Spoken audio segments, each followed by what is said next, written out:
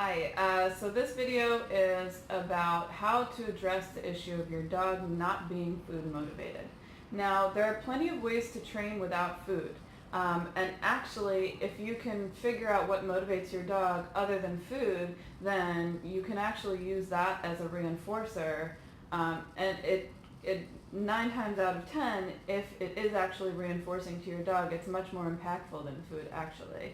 So for example, if your dog really loves to play tug, and you're able to reinforce a behavior by playing a really fun game of tug with your dog, that's actually going to be usually a lot more impactful than treats. The problem is that you don't always know that tug is going to be what your dog wants in that moment. So not like even dogs that love tug don't love tug all the time.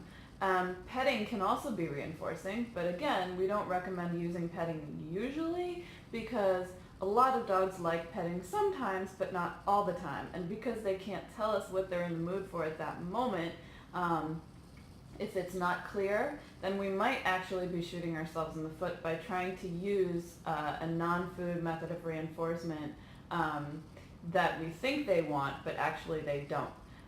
So we're basically teaching them, if they don't feel like being pet at that moment, that if they do what we want them to do, then we're just going to annoy them, which is really defeats the purpose of trying to use a reinforcer. Anyway, that said, it is important to be able to sort of go with the flow and figure out what mood your dog is in, because if they are really into tug at that moment, you should definitely use tug as a reinforcer for your dog in that moment. Okay, so that said, if your dog is not food motivated, and I hear this all the time, there's usually one of three things going on.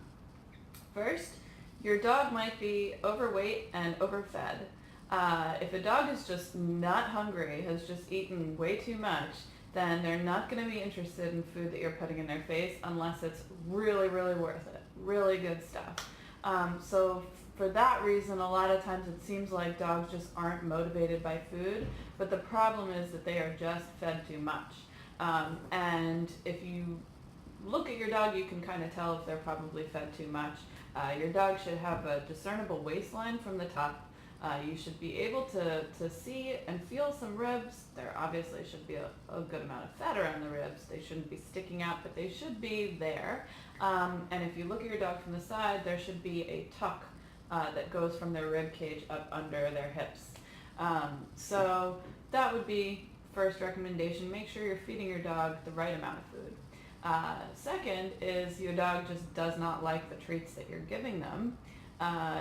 A lot of times owners think that just because treats are marketed as treats that their dog should perceive them as treats, but if your dog doesn't like them, then they're not treats.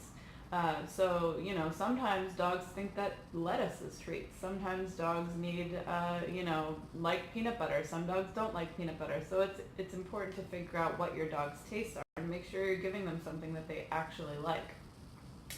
The third thing that happens, I think that's a little bit more complicated, is sometimes with dogs can be very sensitive to social pressure. So if you're trying to train your dog using a lot of social pressure, or trying to train them to do something that they're just kind of not comfortable doing, maybe in a situation that they're not comfortable doing it.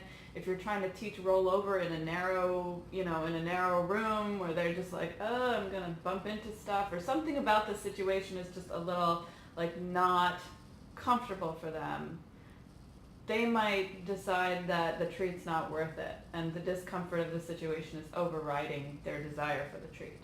So that's another thing I would be very careful about. Make sure that training is always really fun and always really voluntary for your dog, so that you don't run into that problem.